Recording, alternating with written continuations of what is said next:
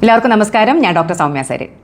നമ്മൾ ഇതിനു മുമ്പ് ചെയ്ത ടോക്ക് എന്ന് പറയുന്നത് ഹൃദയാഘാതം അഥവാ മയോകാർഡിയൽ ഇൻഫാക്ഷൻ അല്ലെങ്കിൽ ഹാർട്ട് അറ്റാക്ക്, ഈ പറയുന്ന അസുഖം വരുന്നതിന് മുമ്പ് നമ്മുടെ ശരീരം നമ്മളോട് പറയുന്ന ചില ലക്ഷണങ്ങളെ പറ്റിയാണ്. നമ്മൾ ഒരിക്കലും അവഗണിക്കാൻ പാടില്ലാത്ത ചില സൂചനകളെ പറ്റിയാണ്. ആ ഒരു ടോക്ക് ചെയ്തതിന്റെ താഴെ കുറേ പേര് ചോദിച്ചൊരു കാര്യമാണ് സ്ട്രോക്ക് അഥവാ പക്ഷാഘാതം. ഈ സ്ട്രോക്ക് വരുന്ന സമയത്ത് ഇതേ പറഞ്ഞ പോലെ തന്നെയാണ്, പെട്ടെന്നാണ് അല്ലെ, ഒരു അറ്റാക്ക് പോലെ തന്നെ പെട്ടെന്നായിരിക്കും പലർക്കും സ്ട്രോക്ക് വന്നിട്ട് ഒരു ഭാഗം തളർന്നു പോവുക, അല്ലെങ്കിൽ കൈയും കാലും തളർന്നു പോവുക, അങ്ങനെ പല രീതിയിൽ പലർക്കും പല രീതിയിലാണ്. അപ്പോൾ ഇതിനു മുമ്പേ, ഈ സ്ട്രോക്ക് വരുന്നതിന് മുമ്പ് ഇത്തരത്തിൽ നമുക്ക് സൂചനകൾ കിട്ടുമോ? ഇങ്ങനെ നമ്മൾ ഒരിക്കലും അവഗണിക്കാൻ പാടില്ലാത്ത എന്തെങ്കിലും ലക്ഷണങ്ങൾ നമ്മുടെ ശരീരം നമുക്ക് ഇതിന് മുന്നേ കാണിച്ചു തരുമോ എന്ന് കുറേ പേര് ചോദിച്ചു. അപ്പോൾ ഇന്ന് അതാണ് നമ്മുടെ ടോക്ക്. നമുക്ക് കാണിച്ചു തരും. സ്ട്രോക്കിന് മുമ്പും നമ്മുടെ ശരീരം പല രീതിയിലുമുള്ള സൂചനകൾ നമുക്ക് തന്നേക്കാം. അങ്ങനെയുള്ള സൂചനകൾ കിട്ടിക്കഴിഞ്ഞാൽ ഒരു കാരണവശാലും വെച്ചിരിക്കരുത്, ഒരു ഡോക്ടറെ പോയി കണ്ട് വേണ്ട ടെസ്റ്റുകൾ ചെയ്യണം. അപ്പോൾ കൂടുതൽ വേറെ ഒന്നും പറയാതെ നമുക്ക് ഡയറക്റ്റ്ലി ആ ഒരു വിഷയത്തിലേക്ക് കടക്കാം. നോക്കൂ, സ്ട്രോക്ക് എന്ന് പറയുന്നത് പക്ഷാഘാതം. നമ്മൾ പലപ്പോഴും ഹെമിപ്ലീജിയ, എന്താ പറയുക, ഹെമിപ്ലീജിയ പറഞ്ഞ ശരീരത്തിന്റെ ഒരു ഭാഗം തളർന്നു പോകുന്നതാണ് വളരെ കോമൺ ആയിട്ട് കാണുന്ന ഒരു ടൈപ്പ് സ്ട്രോക്ക്. നമുക്കറിയുന്ന പോലെ തന്നെ തലച്ചോറിലേക്കുള്ള രക്തധമനികൾ, തലച്ചോറിലേക്ക് രക്തക്കുഴലുകൾ കൊണ്ടുപോകുന്ന രക്തധമനികളുണ്ട്. അതിൽ ഒന്നുകിൽ ബ്ലഡ് ക്ലോട്ട് ആവും, അല്ലെങ്കിൽ ബ്ലഡ് ഹെമറേജ് എന്ന് പറയും, ബ്ലഡ് പൊട്ടിപ്പോവും, അല്ലെങ്കിൽ എംബോളിസം. അപ്പോൾ എന്തെങ്കിലും ഇത്തരത്തിലുള്ള ത്രോംബോസിസ് അല്ലെങ്കിൽ ഹെമറേജ് അല്ലെങ്കിൽ എംബോളിസം, ഇതൊക്കെ ഞങ്ങളുടെ ഭാഷകളാണ്. ചുരുക്കി പറഞ്ഞാൽ ഇത്രയേ ഉള്ളൂ. തലച്ചോറിന്റെ കോശങ്ങളിലേക്ക് ഓക്സിജൻ എത്തിക്കുന്ന രക്തക്കുഴലുകൾ, ഇപ്പൊ നമ്മൾ ഹൃദയത്തിന്റെ കാര്യത്തിൽ പറഞ്ഞില്ലേ, അതേ പറഞ്ഞ പോലെ തന്നെ ആ രക്തക്കുഴലുകളിൽ ഒന്നുകിൽ ആ രക്തക്കുഴലുകൾ പൊട്ടുന്നു, അല്ലെങ്കിൽ ആ രക്തക്കുഴലുകളിൽ എന്തെങ്കിലും തടസ്സം നേരിടുന്നു. രണ്ടാണെങ്കിലും സംഭവം ഒന്നാണ് സംഭവിക്കുന്നത്. ഓക്സിജൻ കൊണ്ടുപോകുന്ന രക്തക്കുഴലുകളിലേക്ക് രക്തം എത്തുന്നില്ല, തലച്ചോറിലെ കോശങ്ങളിലേക്ക് ഓക്സിജൻ എത്തുന്നില്ല. നമ്മുടെ തലച്ചോറിലെ കോശങ്ങൾ എന്ന് പറഞ്ഞു കഴിഞ്ഞാൽ ബാക്കി ഒരു അവയവത്തിനെയും പോലെയല്ല, ഭയങ്കര സെൻസിറ്റീവാണ്.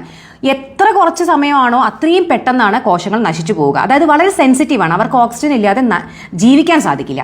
അപ്പോൾ വളരെ കുറച്ച് സമയമാണ് ഈ പ്രശ്നം ഉണ്ടാവുന്നതെന്നുണ്ടെങ്കിൽ പോലും പെട്ടെന്ന് തന്നെ അവിടുത്തെ കോശങ്ങൾ നശിച്ചു പോകും. അപ്പോൾ എന്താണ് അതിന്റെ പ്രത്യേകത? ഇങ്ങനെ ഒരു സംഭവം വന്നു കഴിഞ്ഞാൽ ഏറ്റവും വേഗം നമുക്ക് മനസ്സിലാവുക, എത്രയും വേഗം അതിന്റെ ചികിത്സ കൊടുക്കുക എന്നുള്ളത് സ്ട്രോക്കിന്റെ കാര്യത്തിൽ വളരെ ഇമ്പോർട്ടൻ്റ് ആണ്. കാരണം ഞാൻ ഈ പറഞ്ഞ പോലെ തലച്ചോറിലെ കോശങ്ങൾക്ക് ഓക്സിജൻ ഇല്ലാതെ വളരെ കുറച്ച് സമയം മാത്രമേ പിടിച്ചു നിൽക്കാൻ സാധിക്കൂ. എത്രയും വേഗം അത് നശിച്ചു പോകും. അതിന്റെ വേറൊരു പ്രശ്നം എന്ന് പറഞ്ഞു കഴിഞ്ഞാൽ ഈ നാശം പെർമനന്റ് ആണ്. നമുക്ക് പിന്നെ അതിനെ തിരിച്ചു കൊണ്ടുവരാൻ, വൺസ് നമ്മുടെ ബ്രെയിൻ സെൽസ് നശിച്ചു കഴിഞ്ഞാൽ, ഓക്സിജൻ കിട്ടാതെ അത് നശിച്ചു കഴിഞ്ഞാൽ അതിനെ നമുക്ക് വീണ്ടും തിരിച്ചു കൊണ്ടുവരാൻ സാധിക്കില്ല. So once the damage is done, it's done forever. സോ അതുകൊണ്ട് തന്നെ സ്ട്രോക്ക് എന്ന് പറയുന്നത് നമ്മൾ എത്രയും വേഗം കണ്ടുപിടിച്ച് ചികിത്സിക്കേണ്ട ഒരു അവസ്ഥയാണ്. പിന്നെ ഇതിന്റെ ഏറ്റവും കോമൺ ആയിട്ടുള്ള കാര്യങ്ങൾ ഞാൻ അതിലേക്ക് കൂടുതൽ പോകുന്നില്ല. ഇന്ന് നമ്മൾ ലക്ഷണങ്ങളെ പറ്റിയിട്ടാണ് സംസാരിക്കുന്നത്. അതുകൊണ്ട് തന്നെ എന്നാലും പറയുകയാണ്, സ്മോക്കിംഗ്, പ്ലീസ്. സ്മോക്കിംഗ് ആണ് one of the leading causes of stroke. അപ്പം അതുകൊണ്ട് പുകവലിയുള്ള ആളുകൾ ദയവേത് നിർത്തുക. പിന്നെ മദ്യപാനത്തിനെ പറ്റി ഞാൻ പറയേണ്ടല്ലോ, പുകവലി, മദ്യപാനം ഇതെല്ലാം അതിൽ ഉൾപ്പെടും. പിന്നെ ബ്ലഡ് പ്രഷർ, BP കൺട്രോളിലാവുക എന്നുള്ളത് വളരെ ഇമ്പോർട്ടൻ്റ് ആണ്. അതുപോലെ തന്നെ കൊളസ്ട്രോൾ. ഓക്കെ, അപ്പം ഇങ്ങനെയൊക്കെയുള്ള ജീവിതചര്യ രോഗങ്ങളുള്ളവർ അത് പ്രോപ്പറായിട്ട്, പ്രത്യേകിച്ച് BP, എനിക്ക് വീണ്ടും വീണ്ടും പറയാനുള്ളത്, BP പ്രോപ്പറായിട്ട് കൺട്രോളിൽ 140/90 താഴെയെങ്കിലും നിങ്ങൾ എത്തിച്ചിരിക്കണം. അപ്പോൾ BP കൺട്രോൾ അല്ല എന്നുണ്ടെങ്കിൽ ഇതിനുള്ള സാധ്യത വളരെ കൂടുതലാണ്. അപ്പോൾ ഇനി ഡയറക്റ്റ്ലി നമ്മൾ ഇതിൻ്റെ ലക്ഷണങ്ങളിലേക്ക് പോവുകയാണ്. എന്തൊക്കെയാണ് നമ്മുടെ ശരീരം നമുക്ക് പറഞ്ഞു തരാൻ സാധ്യതയുള്ള സ്ട്രോക്കിൻ്റെ ലക്ഷണങ്ങൾ, അതായത് സ്ട്രോക്ക് വരുന്നതിന് മുന്നേ?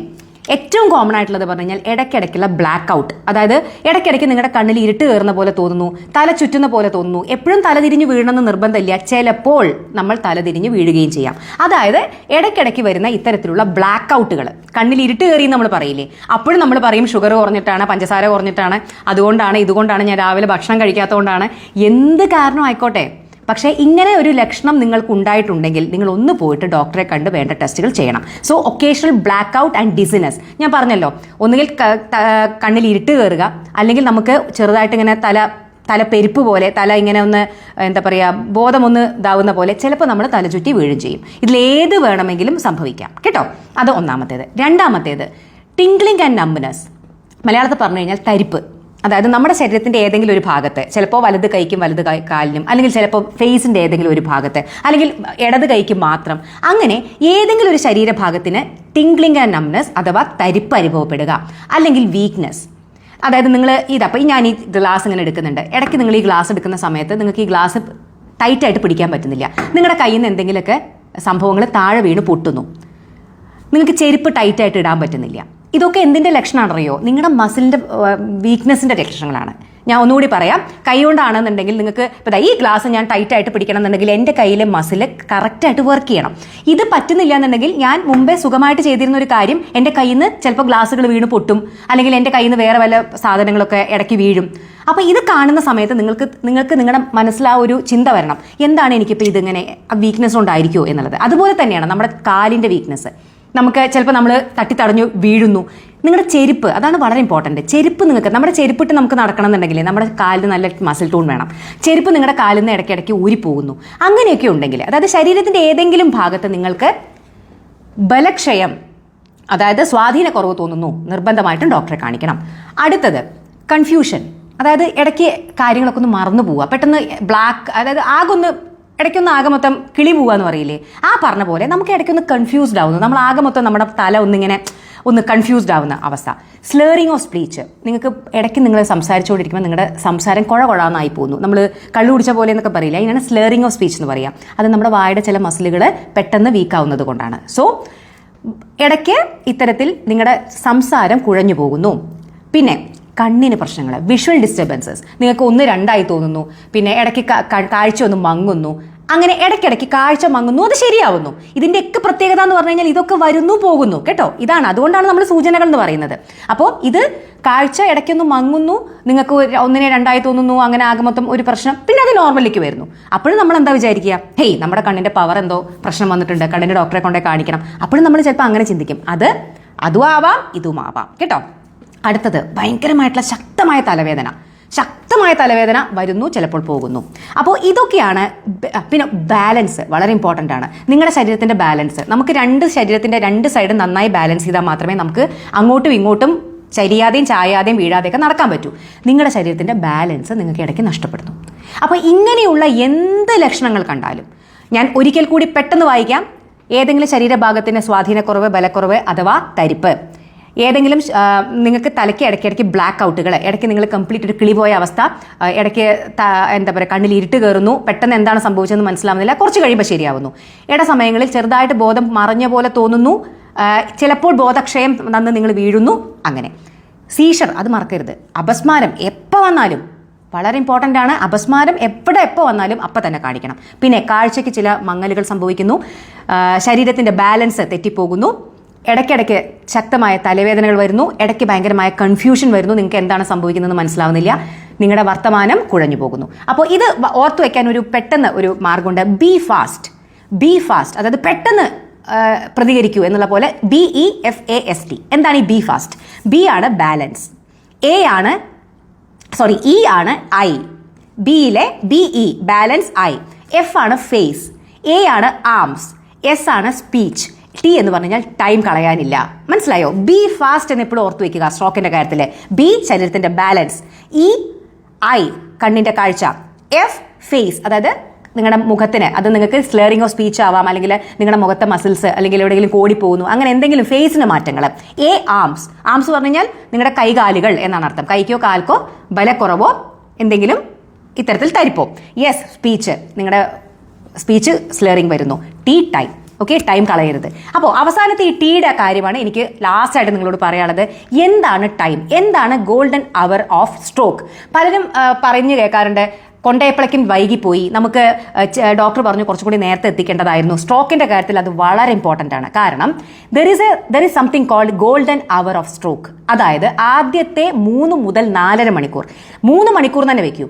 നിങ്ങൾ 3 മണിക്കൂറിൻ്റെ ഉള്ളിൽ നിങ്ങൾക്ക് എത്തിച്ചു കഴിഞ്ഞാൽ, ഞാൻ പറഞ്ഞല്ലോ പലപ്പോഴും രക്തധമനികളിൽ രക്തം ക്ലോട്ട് ആയതായിരിക്കും കാരണം. നിങ്ങൾക്ക് ഞരമ്പിലൂടെയുള്ള ചില മരുന്നുകൾ കൊടുത്തു കഴിഞ്ഞാൽ ഈ ക്ലോട്ടിനെ അലിയിപ്പിക്കാൻ സാധിക്കും. പക്ഷേ അത് ആദ്യത്തെ മാക്സിമം 4.5 മണിക്കൂറാണ്. 3 മണിക്കൂറിനുള്ളിലെങ്കിലും എത്തിച്ചിരിക്കണം, എങ്കിൽ മാത്രമേ ആ ചികിത്സ ഫലപ്രദമാവൂ. അപ്പോൾ അങ്ങനെ ഒരു ചികിത്സ നമുക്ക് ഉള്ളത് കൊണ്ട് തന്നെ എത്രയും വേഗം സ്ട്രോക്കുള്ള പേഷ്യൻറ്റിനെ ആ ഒരു ഫെസിലിറ്റിയിൽ, ആ ചികിത്സ കൊടുക്കാൻ പറ്റുന്ന ഫെസിലിറ്റിയിൽ എത്തിക്കുക എന്നുള്ളത് വളരെ ഇമ്പോർട്ടൻ്റ് ആണ്. സമയം പോകുന്തോറും ഞാൻ പറഞ്ഞല്ലോ നമ്മുടെ ബ്രെയിനിൻ്റെ കോശങ്ങൾ നശിക്കും. അപ്പോൾ അതിൻ്റെ പ്രശ്നം എന്താണ്? കുറച്ച് ഭാഗം നമ്മുടെ ബ്രെയിനിന്റെ ഓരോ കോശങ്ങൾക്കും ഓരോ പണിയാണ്. നമ്മുടെ മുഖത്തിന് ഒരു ഭാഗമാണെങ്കിൽ കൈകാലുകൾക്ക് ഒരു ഭാഗമാണ്. അപ്പോൾ എത്രത്തോളം സമയം എടുക്കുന്നോ അത്രത്തോളം കൂടുതൽ ഭാഗങ്ങളിലേക്ക് ഈ ഓക്സിജൻ ലഭ്യത കുറയുകയും അത്രയും കൂടുതൽ ഭാഗങ്ങൾ നശിക്കുകയും ചെയ്യുന്നു. അതിന്റെ ഫലമായിട്ട് നമുക്ക് കൂടുതൽ കൂടുതൽ ബുദ്ധിമുട്ടുകൾ വരുന്നു. അത്രയും സമയമെടുക്കും നമുക്ക് തിരിച്ച് ആ വ്യക്തിയെ കൊണ്ടുവരാനും. ചിലപ്പോൾ 1 മണിക്കൂറിൽ നമ്മൾ ചികിത്സ കൊടുത്താൽ പൂർണ്ണമായിട്ട് റിക്കവർ ചെയ്യാവുന്ന ഒരു വ്യക്തി 6 മണിക്കൂർ എടുത്തുന്നുണ്ടെങ്കിൽ ചിലപ്പോൾ ആ വ്യക്തി ഈ സ്ട്രോക്ക് കഴിയുന്നതോടുകൂടി തന്നെ ബെഡ് റിഡൺ ആവും, അതായത് കിടപ്പിലാവും. മനസ്സിലായില്ലേ? ഒരേ വ്യക്തിയാണ്, ഒരേ പ്രശ്നമാണ്. പക്ഷേ ചികിത്സ എത്ര നേരത്തെ കൊടുക്കുന്നതനുസരിച്ചിട്ടായിരിക്കും ആ വ്യക്തി 100% റിക്കവറിയും സാധ്യമാണ്. ചിലപ്പോൾ കംപ്ലീറ്റ് ആയിട്ട് ആ വ്യക്തി കടന്നു പോവുകയും ചെയ്യും. അപ്പം അതുകൊണ്ട് ആദ്യത്തെ 3 മണിക്കൂർ എന്നുള്ളത് നിങ്ങളുടെ മനസ്സിൽ നിങ്ങൾ ഉറപ്പിക്കേണ്ട കാര്യമാണ്. ഇങ്ങനെയുള്ള എന്ത് ലക്ഷണങ്ങൾ കണ്ടാലും ഉടൻ തന്നെ ഈ ഫെസിലിറ്റി ഉള്ള സ്ഥലത്ത്, കുഞ്ഞു കുഞ്ഞു ആശുപത്രികളിലല്ല, ഈ ഫെസിലിറ്റി ഉള്ള നല്ലൊരു ന്യൂറോ വിഭാഗമുള്ള, ഇങ്ങനെ നമ്മളിതിന് ഉപയോഗിക്കുന്ന മരുന്നുകൾ TPA എന്ന് പറയുന്ന ഒരു മരുന്നായിരുന്നു മുമ്പ് ഉപയോഗിച്ചിരുന്നത്. ഇപ്പോൾ ടെനിക്റ്റിപ്ലേസ് എന്ന് പറയുന്ന ഒരു മരുന്നാണ്. വളരെ വളരെ യൂസ്ഫുൾ ആയിട്ട് നമുക്ക് ഉപയോഗിക്കാൻ പറ്റുന്ന, ഞരമ്പിലൂടെ കൊടുക്കാൻ പറ്റുന്ന ഈ പറയുന്ന രക്തക്കട്ടകളെ അലിയിച്ച് കളയാൻ പറ്റുന്ന, തിരിച്ച് അലിയിച്ച് കളയുമ്പോൾ എന്താ, അങ്ങോട്ടുള്ള രക്തയോട്ടം പൂർവ്വസ്ഥിതിയിലാവും. അപ്പോൾ നമ്മുടെ ബ്രെയിൻ സെൽസുകൾക്ക് വീണ്ടും ഓക്സിജൻ എത്തും, അവരെ നശിക്കുന്നതിൽ നിന്ന് നമുക്ക് രക്ഷിക്കാൻ സാധിക്കും കേട്ടോ. അപ്പോൾ വളരെ വളരെ സിമ്പിളാണ് കാര്യങ്ങൾ. പക്ഷേ സമയം വളരെ ഇമ്പോർട്ടൻ്റ് ആണ്. 3 മണിക്കൂർ. അപ്പോൾ പെട്ടെന്നുള്ളൊരു ടോക്കാണ്. അപ്പോൾ അതുകൊണ്ട് ഈ കാര്യങ്ങൾ നിങ്ങൾ മാക്സിമം പേരിലേക്ക് എത്തിക്കണം. അറ്റാക്ക് വന്നിട്ട് മാത്രമല്ല, സ്ട്രോക്ക് വന്നിട്ടും ആളുകൾ മരിക്കുന്നു എന്നുള്ളതിനേക്കാൾ കൂടുതൽ ആളുകൾ ബെഡ് റിഡൺ ആയി പോകുന്നു, ശരിക്കും കിടപ്പിലായി പോകുന്നു. ആ രോഗികളുടെ അവസ്ഥ പലപ്പോഴും നിങ്ങൾ കണ്ടിട്ടില്ലേ? സംസാരിക്കാൻ പറ്റാതെ, തളർന്ന്, പരസഹായത്തോടു കൂടി. സത്യം പറഞ്ഞാൽ സ്ട്രോക്ക് കഴിഞ്ഞിട്ടുള്ളൊരു അവസ്ഥ പിന്നെ നമ്മൾ എത്രയോ കൊല്ലത്തോളം ഫിസിയോതെറാപ്പിയും കാര്യങ്ങളൊക്കെ ചെയ്താൽ മാത്രമേ, എങ്കിൽ പോലും 100% നമുക്ക് തിരിച്ചു കൊണ്ടുവരാൻ പറ്റുമെന്ന് നമുക്കറിയില്ല. അപ്പോൾ അതുകൊണ്ട് സ്ട്രോക്കിനെ മനസ്സിലാക്കേണ്ടതും കൃത്യസമയത്ത് ചികിത്സ കൊടുക്കേണ്ടതും വളരെ ഇമ്പോർട്ടൻ്റ് ആണ്. സോ മറക്കാതിരിക്കുക, മാക്സിമം പേരിലേക്ക് ഷെയർ ചെയ്തെത്തിക്കുക. ബൈ.